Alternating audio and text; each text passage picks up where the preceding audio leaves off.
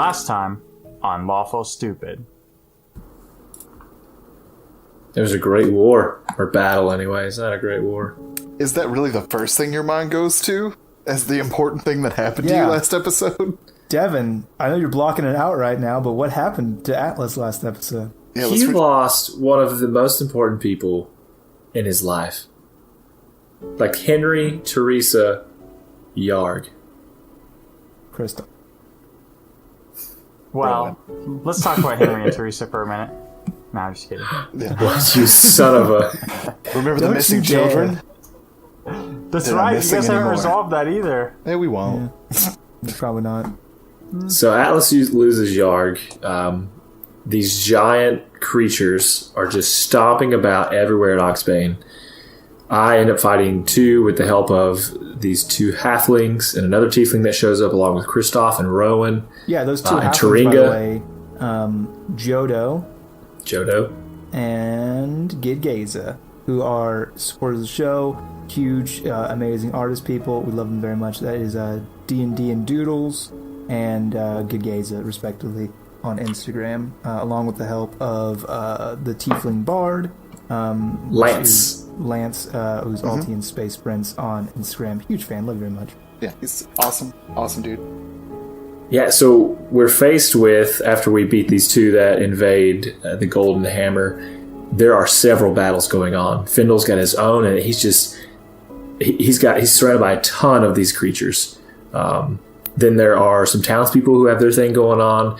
There is Svan, who has a few that he's fighting off. And then also... Renoir, that's it. Renoir is fighting off a few. And so Kristoff has this brilliant plan. He orchestrates very well. And we all run off to our separate areas. We manage to subdue the creatures we're fighting. We see Findle just explode like spirit bomb at several of these creatures. And we managed to get to a city wall, and we're all hunkered down. There are several other people from town who made it here, several who didn't. Platform 9 3/4 our way through the city wall into the hidden cave hideout. Thank you, Findle. Thanks, Findle. Thanks, DM. We find the Magister. We find, townsfolk that are there. We find Eckenbar, and that's where we left off. Yeah.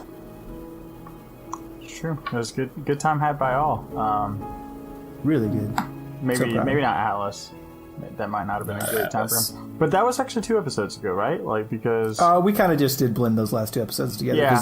Because the last episode actually... was the fight. fight. Because I remember during the break was when I, Scott Shanesaw, did the planning for the battle, and then immediately the episode started with Kristoff being like, I see all the numbers and the shapes. I can see the patterns. Yeah, because you guys saw the battle at the end of episode 26. But neither here nor there.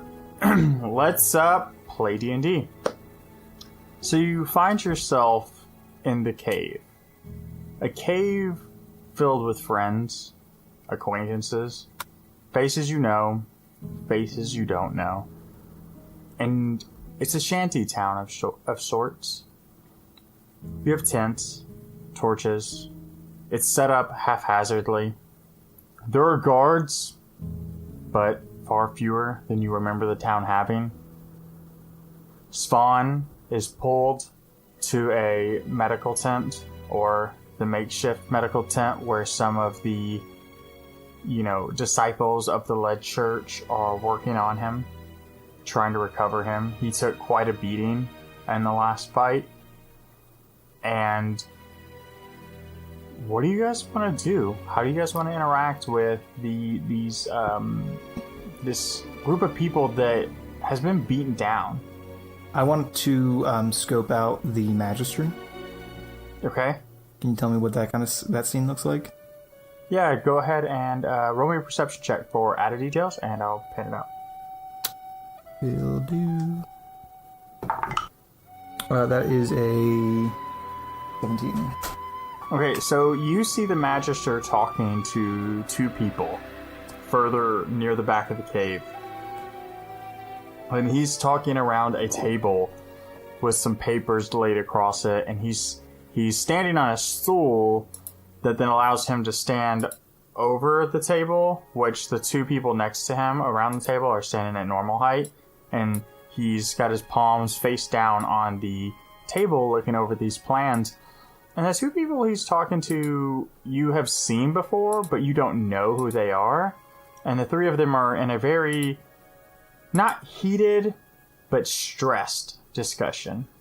2 questions. Are those 2 people armed? Do they look like guards? Both of them, well, one of them has a weapon, and the other one looks like a very simple person. Second question, does the table describe the table to me, please. The table is a wooden construct of, it's essentially, the table is a piece of flat wood that they were able to find and a stump. Perfect. I'm going to walk over, I'm going to flip that table.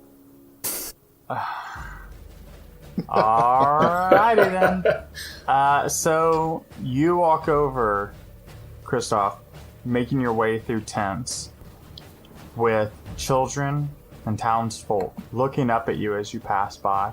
A man once wanted has just been told the rumor of a man once wanted now has rumors whispering through these tents that he is one of the few who fought off these monsters in defense of them and their town. You have mixed looks of disgust, confusion, and admiration as you walk over to what can only be considered a commander's table, and you flip it. The papers go flying. Go ahead. Is there something you want to say at the same time? Yeah. I'm going to look at the Magister and go, what do you think you're doing? As you flip or after? So flip, and then I think I kind of put both hands down on the stump so that I'm kind of bending down and looking at him. Because he's a little guy, even if he's on a stool, I feel like I'm taller than him. So I'm gonna pull down. I'm gonna get in his grill. Be like, what do you think you're doing? And you're met swiftly with a hand to your chest. The man to your left is a half orc, and he is in full combat armor. And you have a big monstrous hand on your chest compared to your tiefling frame, and he's just looking at you. I don't blink. I want to walk over and undercut that hand off of his chest and stand in front of Kristoff. Roll and just glare. Athletics check. Let me get out my dice.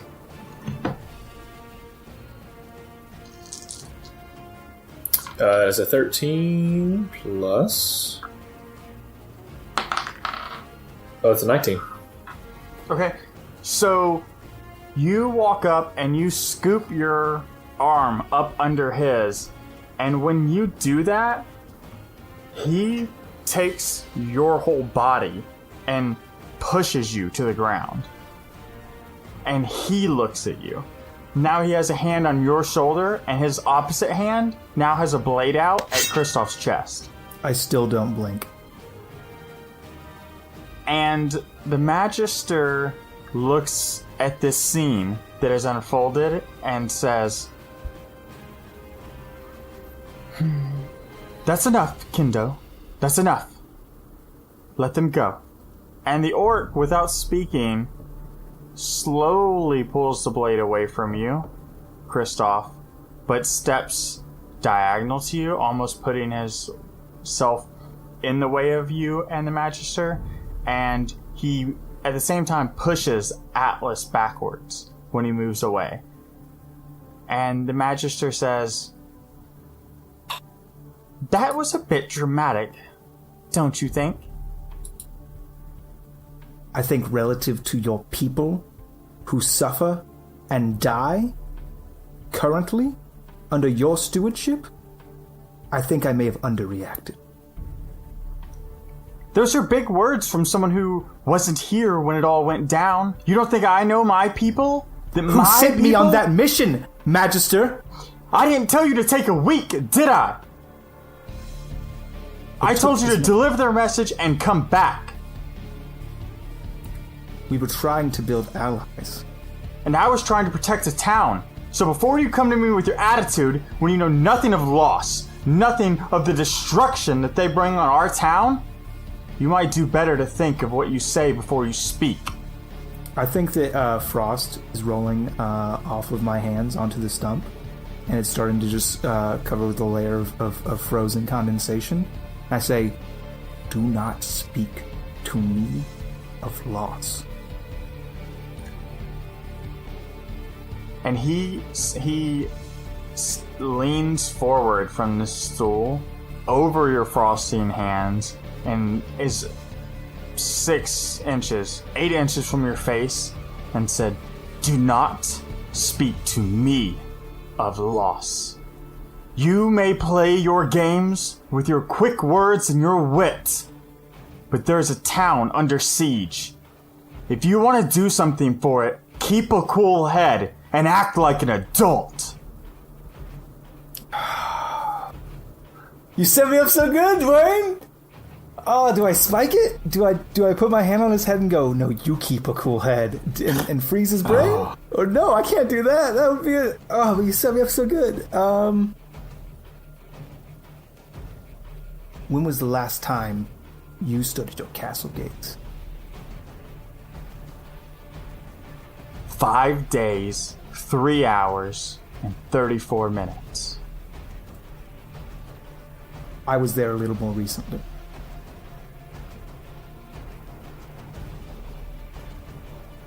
You were at the ruins of gates.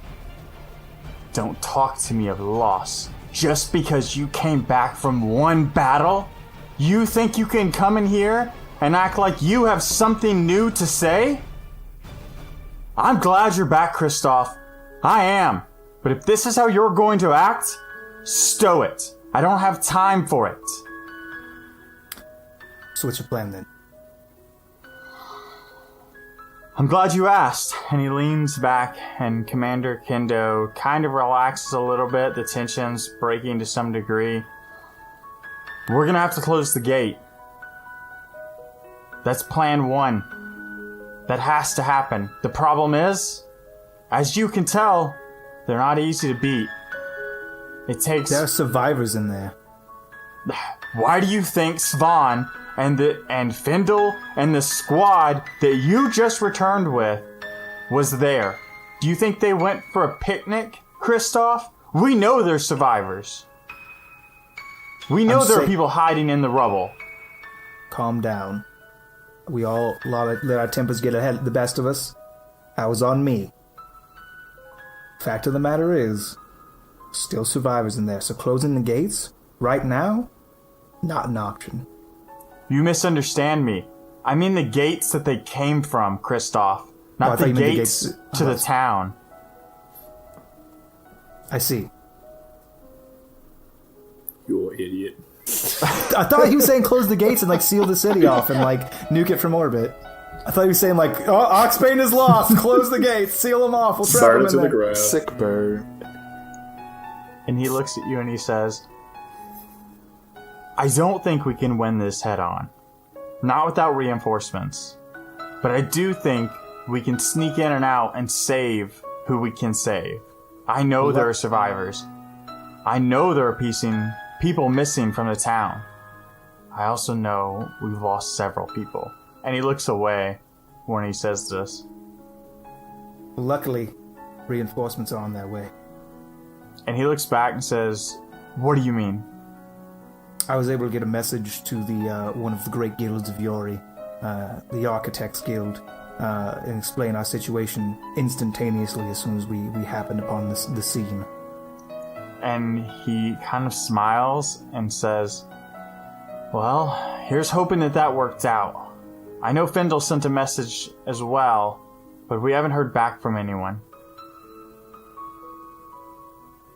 Hopefully they'll be here soon. So, you said plan 1 was to close the gate. What's your other plans? I mean, that is plan 1. That's it's a really strong plan. That's the plan. A lot of hope on plan So we're banking on plan 1 being Remember the Armageddon? Plan. Yes. The solution is to close the gates. It's how we accomplish that that's a little bit trickier. Because, from what I'm told, and I admittedly have not fought one of them, they are not easy foes to take down. Chiringa and his squad have developed a method that, while unorthodox, works. But it also takes 4 of them to take one of them down without losing a person, for sure. Did you guys learn anything? Can I roll a nature check to see exactly what I learned from my combat with them? Sure. Thank you. Well, that's a natural 18. See what my modifier, if any, is. Using D&D. While he's doing that, I'll say, well, it seems very obvious that the thing to do is to cut the Achilles tendon, cut the legs down from underneath them, and then just attack the head. And when you say that, the orc says, "Right, taking out their legs. Thanks. But if you've noticed, they're not exactly the least armored piece on them." You must be. You must have been raised by orcs completely, because you really said nothing there, except that I was right, and then that's kind of all you said. All I'm saying, little pup, is that your idea is basic, and it offers nothing. So if you want to come in here with an attitude with your friend, you better bring something useful. And Magister Trestle says, "Kindo, they are friends, despite," and he puts a side eye to you, Kristoff, "their tempers. They're here to help." And Kindo I did snorts notice one thing. as Magister Trestle says that. Go on. I noticed they attacked indiscriminately without fail. We were never in a scenario while we were inside the city gates in which they let us be or let us pass. On sight, they attacked. And as such, if that is their mindset, if they are, under orders or in animalistic will to attack and destroy, it sets us in an advantageous position to set a trap. Right now, their numbers are concerning, especially with their great strength, even as individuals. En masse, there's something that we can't really deal with. But if we were to arrange things in our favor, where we only had to deal with 1 or 2 at a time with a group of skilled fighters, then we could win.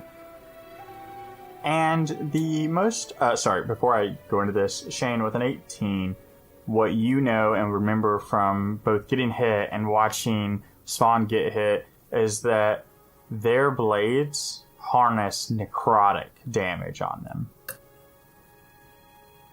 And I'll say that as well as, in addition, we know that the main form of offense involves decaying magics, necrotic forces.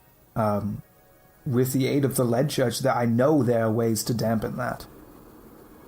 And the most unassuming of the 3 speaks up.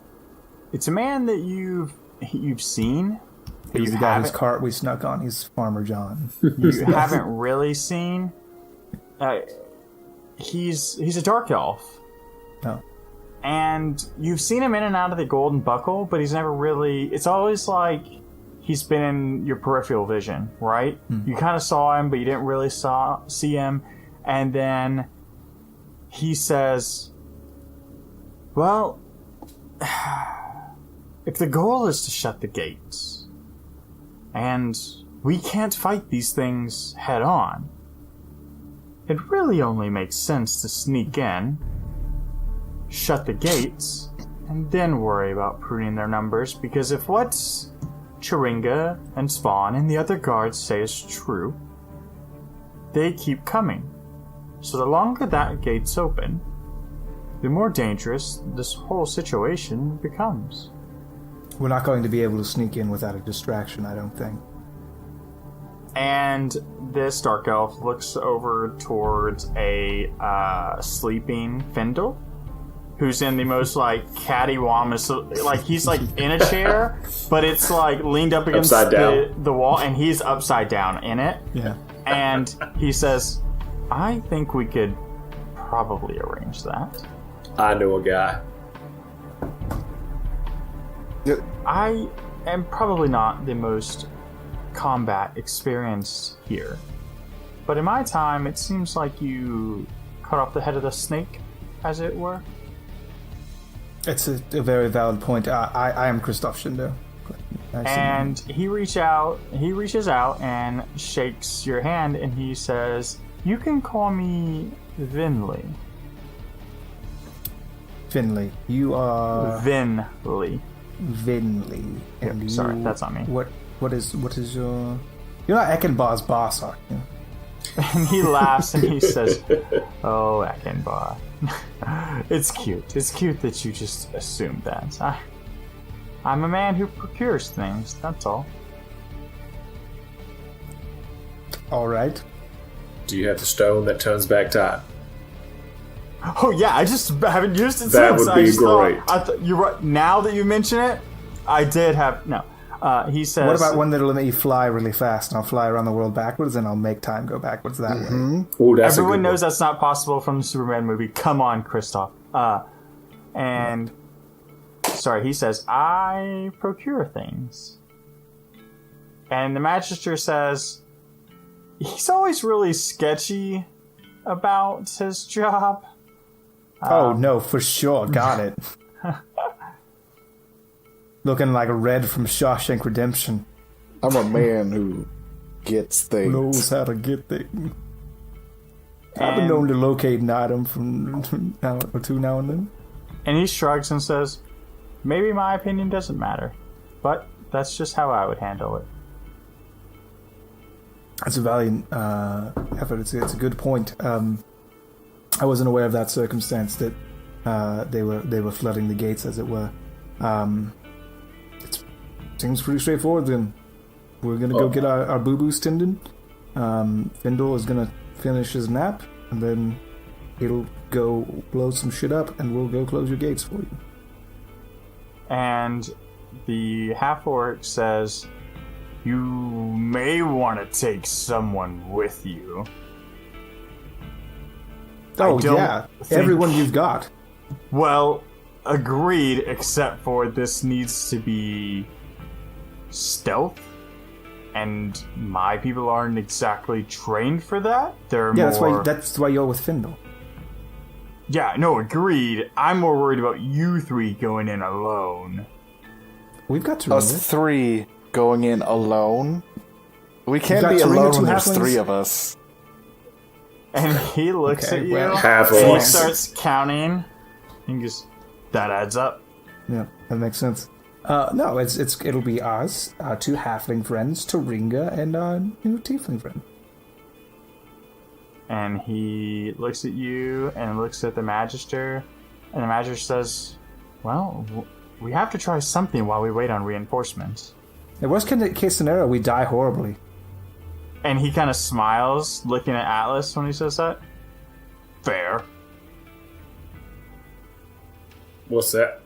I don't even want to talk to you right now. I think he was calling you fair, like you're pretty. I don't think that's what it was at all. Maybe that's just my opinion. Alone he rode an orc so fair, with the beautiful Magister- tusks and flowing hair. The Magister says, "Maybe you should go and see Luna. She could probably go with you." What is a Luna? Luna is a person, as it were.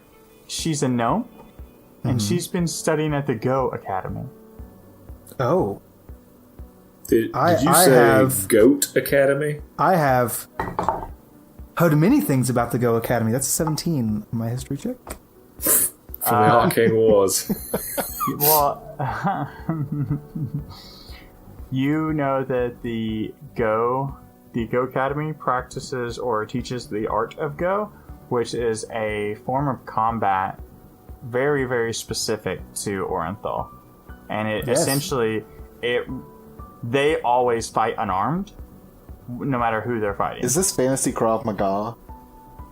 It's fantasy Krav Maga. Anyways, I want that. Yes, I've heard. Of course, everyone who's in the reading on Orenthal knows about your famous martial arts go. And if she studied at the academy, she would be a great help to our effort. perfect. Find her. I don't know that her master made it back, but she would be helpful all on her own, I think. If you'll excuse me for a moment. Hey, yo, Luna! Where are you? Luna! And while you don't see anybody stand up, you hear a... Here! Sweet. Head over there. Okay. And so you depart from the commander's table and head over to where you hear the present call. I hang back for like just a second. Okay. I don't suppose this is a good time to talk about our station, huh? That we were promised. I'll come back. Then follow. And Trestle Promised Golden Station, but we'll get there. laughs and says, well, when the town's back, we'll talk about it. Excellent. And I follow. And so you come up on a gnome with, like yellow hair, not blonde, but yellow hair, in one long braid, but long for a gnome is not a whole lot. And she looks up and says, hi, I don't think I've met any of you. I am Christoph Schindler. I do, and she shakes your hand and says, ah, yes, actually I do remember. Wanted posters. Fit into our likeness well. That's very true. I pull out my scrapbook. I'm Atlasvaria. And she reaches up a hand to shake both of your hands and introduces herself as, she says, I am Luna Erin. Our view shifts to a large mirror on the wall. Its base rests on the floor, and it stretches 10 feet up and 5 feet wide. The mirror reveals a threshold opposite it, a doorway trimmed in stone, runes etched on each stone. Through the mirror, we see Council Shear and Wendy approach the mirror. Show me Oxbane today, Council Shear commands the mirror. The edges of the mirror's golden frame begin to glow. The mirror begins to let out a low hum. Council Shear reaches into her pocket and pulls forth a small blue stone with a symbol etched on it. Once the stone is revealed, the mirror's golden frame lights up with runic symbols. The mirror begins to ripple, and then a clear image of Oxbane is presented. Oxbane's buildings are in a ruin, and there is smoke and flame rising from it into the air. Flashes of fire and light appear from the north of the town. Get me closer to the north where those lights are flashing, Wendy gasps. The image changes in a blink. The silent image of our heroes fighting the towering monsters is displayed. Council Shear and Wendy watch as Justicar's spawn is struck down. Blood filling the air. Christoph runs to his side. They can see the rest of the battle as well. All of the monsters fighting against the citizens of Oxbane.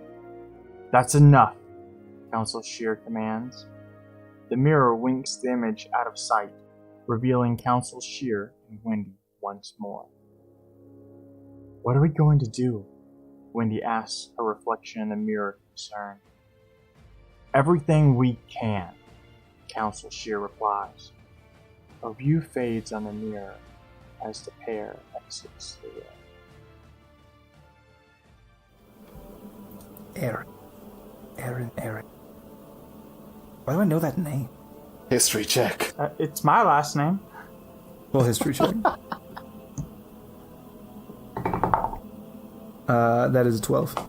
You know that Aaron is her last name? That's her last name, Christoph. That's why you heard it. You just heard it. Cool. I love that's gonna be my favorite contrast is Kristoff going, and it's this and this and this, and Atlas giving the most simple explanation for it. Kristoff, you just heard it. That's where you heard it from. That's where you heard it. Remember that cave we were in? That's where Remember that cave and all the refugees, just a few seconds ago? Very, very well. We have just now returned from Yori, and we are gonna go close those big bad guy doors, and we heard that you might want to come because you know Kung Fu. And she laughs and she says, I'm not sure what Kung Fu is, but... It's the martial arts of silence. That's why you probably never heard of it. But it is our equivalent of Go. I doubt that, but it sounds like Kung Fu is combat, a combat style. Specifically with punching and kicking. We have that, but I'm not sure they're the same. But yeah, I would love to help. Well, make whatever preparations you need. We're going to go get our boo-boos treated, and then we are waiting for Findle to wake up from his nap, and then we shall sally forth. And she goes, Findle's coming with us? No, he's the distraction. Yeah, he'll be in the north while we're in the south.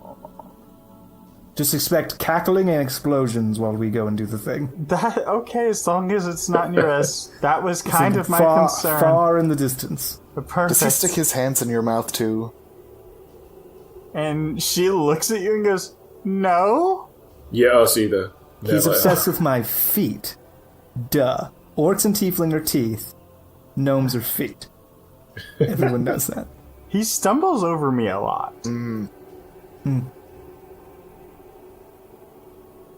Why does that seem like that added up like for a thing you that would guys? Findle doesn't really surprise Have you met us. Okay.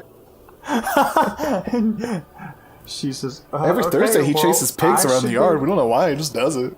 All right, that's fact. He just does it. He makes weird ham biscuits out of magic. They have tentacles for some reason. Well, I'm ready when you guys are. I'll just work on getting some rest, and you come find me. Yeah, I'm gonna pop over to the lead church. My boo-boos need attending. I'm gonna just take a nap. I mean, you could. Yeah, you can. You have options. What do you guys want to do? Sleep for a full day. Here. Okay. Well, people are dying, so we don't really have that luxury. They are getting eternal sleep. No, it's terrible. The war is terrible, but just wake me up in 6 to 8 hours. In 8 hours, once I have finished one long rest, I will be ready to go. Then we'll deal with that whole town thing. Okay, so you guys want to go to the lead church? If that's where we can get boo-boo sealed. Yes. Yeah, you can absolutely get boo-boo sealed at the lead church. So you guys walk back into the city and find the burned down lead church. No, we're going to specifically the lead church refugee tent. Yeah, no, I got what you meant, and it's way funnier in Alex's version. So, like I said, I guess we're going all the way to the church. So you see a steward there, and you see this woman, and she is very young. She's in her early 20s, and she's got blonde hair, blue eyes, and she looks like she's 15. And sitting next to her, reading a book, one of the church holy texts, you see Dylan. Dylan Martin! And he looks up and goes, it's you guys! You made it! Get down on one knee, open my arms up for a hug. And he drops his book and just leaps into your arms. And he says, glad you're okay, buddy! I thought you guys were goners for sure! I thought I saw your corpse in the streets! And he, as you, sit him down, he looks at you and goes, no, mister, that wasn't me. No, it was another little boy from the lead church. He was probably your friend, but not you. You survived. You're a trooper. And you just see his eyes starting to water up. What? I mean, you're going to be a hero one day. You're a survivor. You're going to be a hero. I don't think those are the same things, sir. I mean, life's what you make it, kid. No, the survivor literally writes the history books. Do whatever you want. You want to be the hero? Go nuts. And then the woman next says, "Can you not antagonize the child?" Hey, this is my little friend Dylan. Yeah, this is but Dylan. he's We know him. obviously upset. I mean, wouldn't you be upset if No. like big monsters kill all your friends?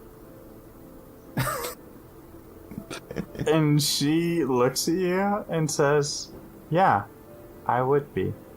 I Okay, think this is she's a little not sad because she somber. didn't Alright, have let's any just friends. Stow the gallows. Because going for a lot of them moment. had Let's to have just- died. Everybody relax. Okay, that's exactly right. And she looks at you, Atlas, Welcome and to the says, club. We want to "Yeah, stop the monsters just as much as you a lot of do. them did die." Help us. Yeah, so we need Boo Boo's healed. If you could just please treat our wounds, we will be on our way. And she looks at all three of you and sighs, and she says, I don't like that I'm your best last hope either. if I didn't have to, I know. would." You're a good person, But obviously. you do She have to, and I says- don't care about your opinions otherwise. Healy. And she says, Sindler has a plan for everyone. I'm sorry? Sinla Firestone?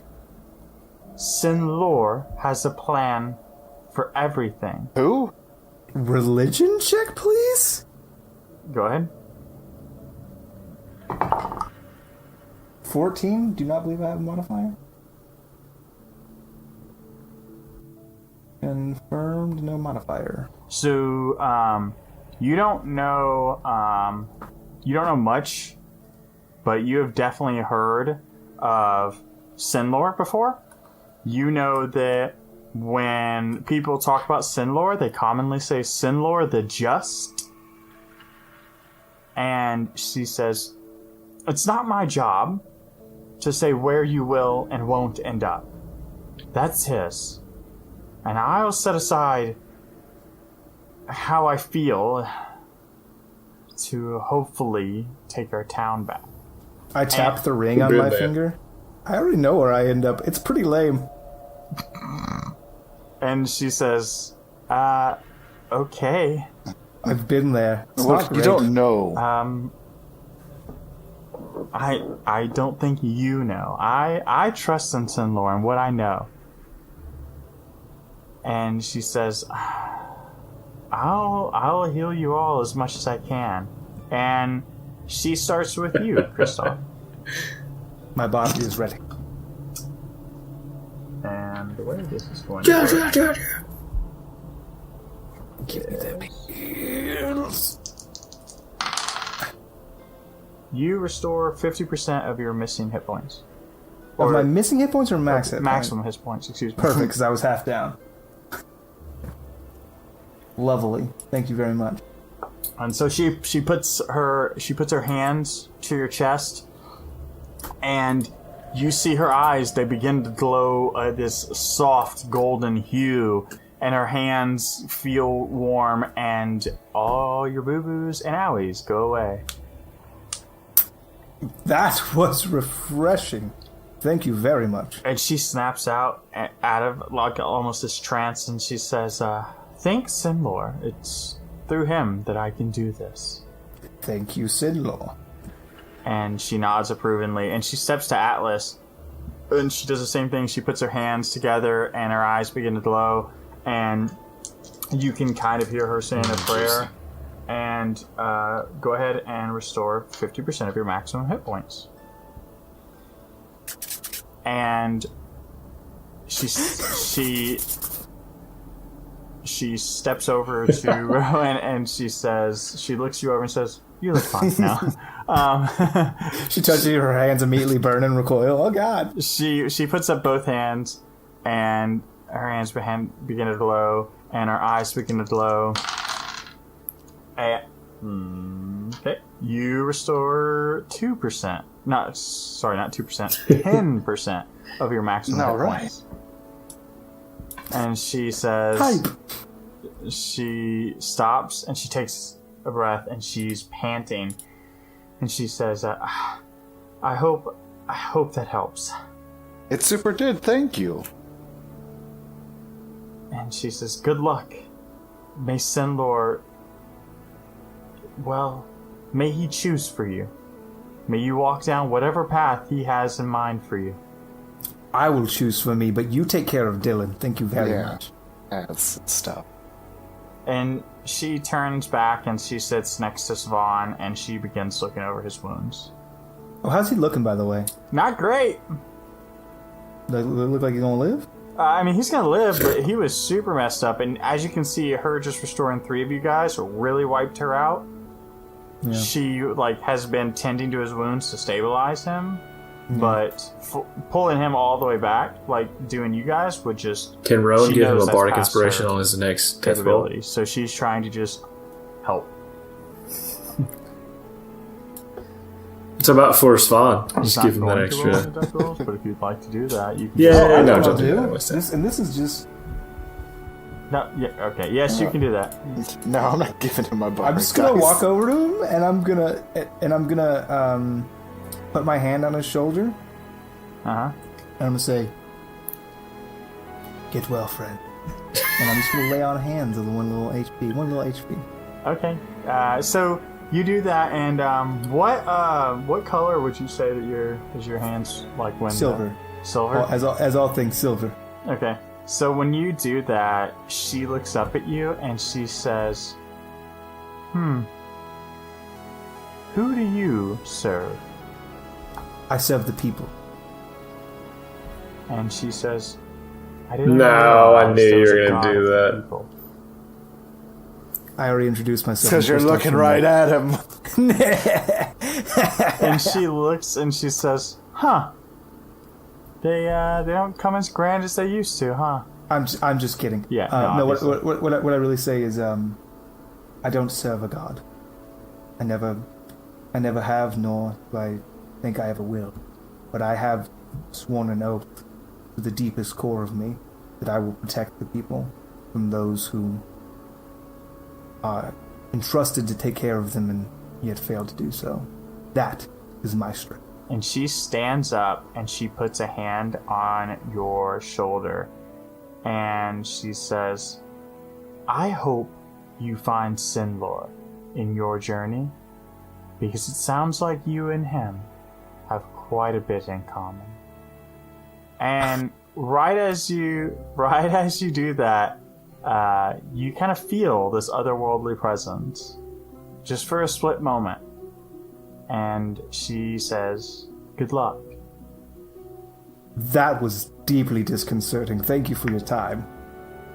I leave because I do not feel good. I feel like I need a shower. All right, moving on. What do you I don't believe in the gods. So if I just had a brush against one in my psyche and my soul, I do not like it. It feels icky. All right. Well, what do you guys want to do next, boys? Let's get a move on. They're all healed. They're partially healed. Or partially. How's everybody looking? Me, anybody need a short rest? And Chiringa walks over and says, I just talked to Commander Kendo. When are we leaving? As soon as Findle wakes up? Findle's good. And she motions to Jodo, and Jodo goes, leans back, shakes his head. Not me, not this time. And all of a sudden, you see Gidgaiza, Lance, and Jodo all put their hands to their nose as quickly as possible. Touch my nose. Touch my nose.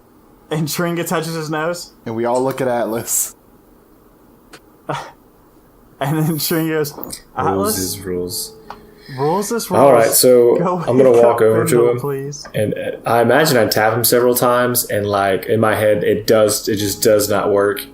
And then I whisper, I'll let you touch my teeth. And immediately that would spring him to life. I don't know if that's the case.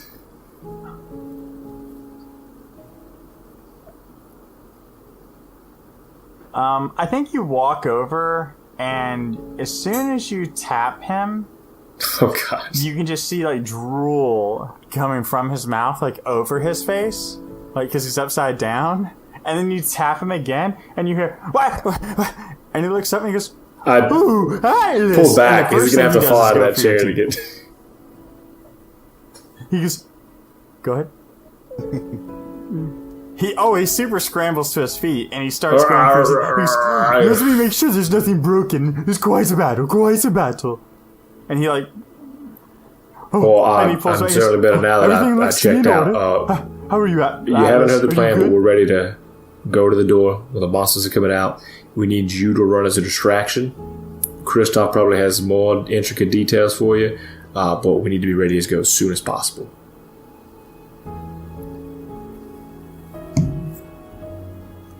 And he puts a hand on your shoulder and says, That sounds great, Atlas. It's really good that I'm kind of the brains of this operation, but don't say anything to anyone else. It's good to see you in charge, friend. Oh, thank goodness. He's always been a good friend. He goes, it'll be our little secret. And he says, you should probably get the commander. I don't really need any of them. Not if I'm just going to be the distraction. All right. I'll probably end up hurting someone. Okay. I think we're good. Kristoff, are we ready to go? Okay. Then I'm good if you're good. All right. Yeah, we need to talk to the commander. And Findle looks at you, Atlas? like, expectantly. Well, I kind of laid out the plan. He's just following through with it. So we'll go talk to the commander and see what he's got to say.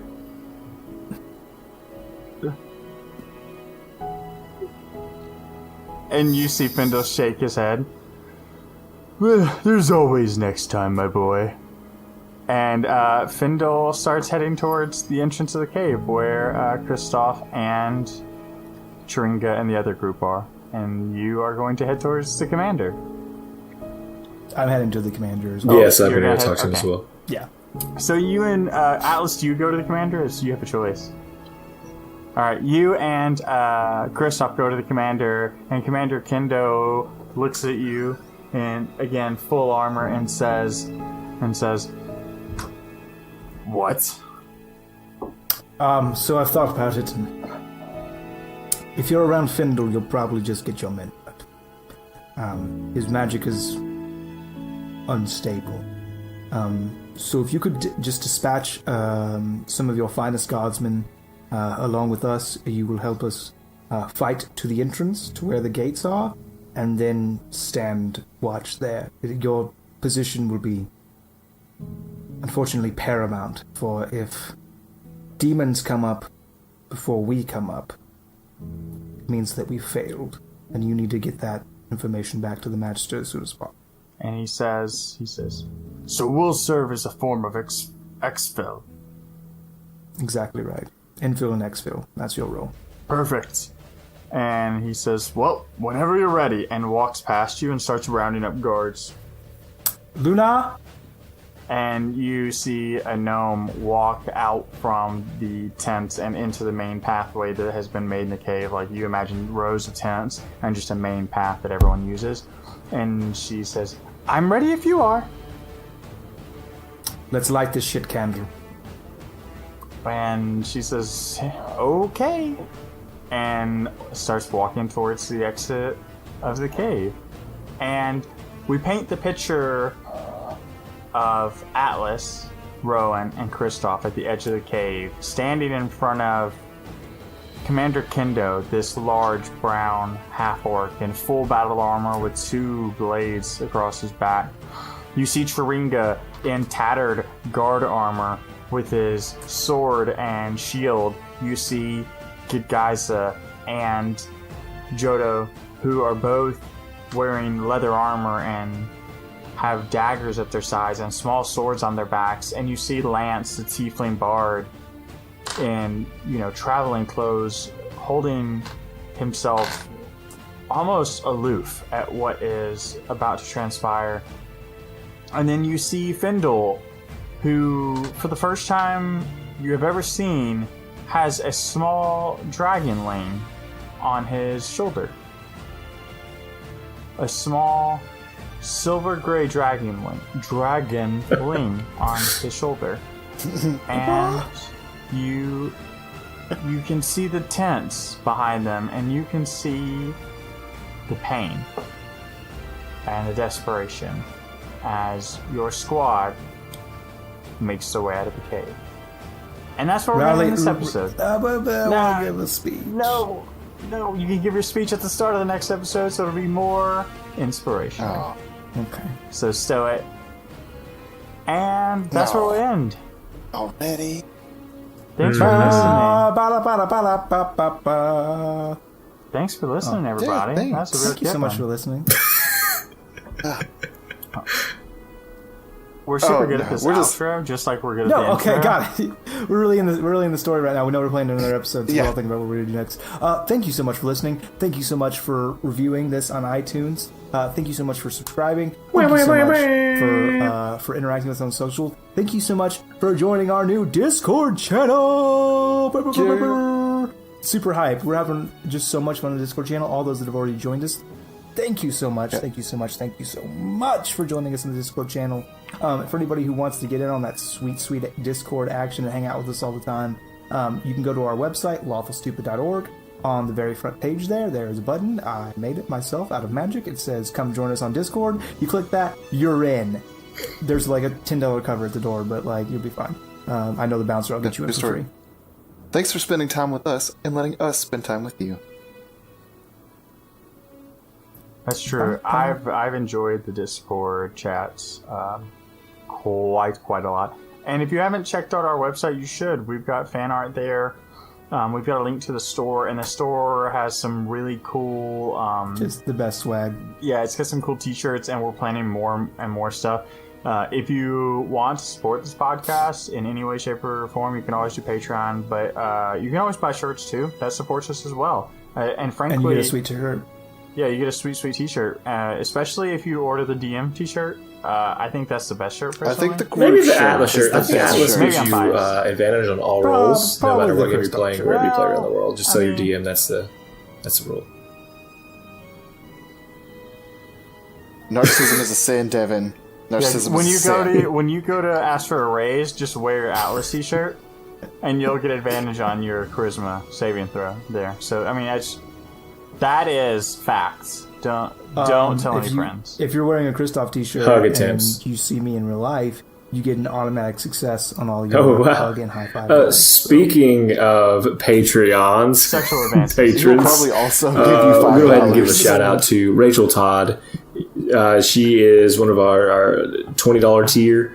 She's so funny, so hilarious. She's the one that joined us early on in our Discord channel. It's a pleasure hanging out with her.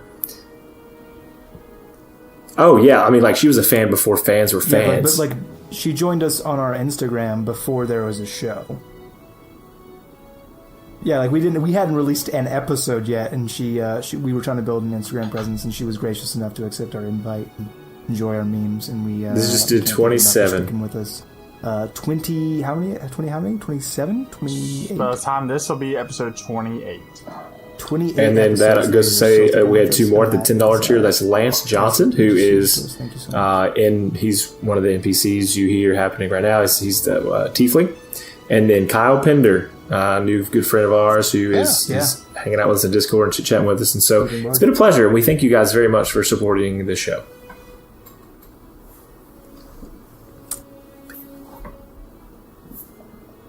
Yep, Thank you. absolutely. So this is what we're going to call it for tonight. Bye. Goodbye, we love you. Oh, wait, no, I gotta roll for humanity! Let's roll for humanity. So once again, our Patreons get to actually help us decide who is going to be the charity that receives the money for the month of July. So there's going to be some voting, there's going to be some stuff. Our new Patreons get to submit that. So I don't know who this is going to yet, but along with the rest of the rolls for July, an additional $8 goes to that charity of your choice. Huzzah. See you. Awesome. All right. Bye. Goodbye. Bye. We are storytellers. We are creators. We are gamers. We are dreamers. We are players. We are players. We are players. We are DMs. We are nerdsmith.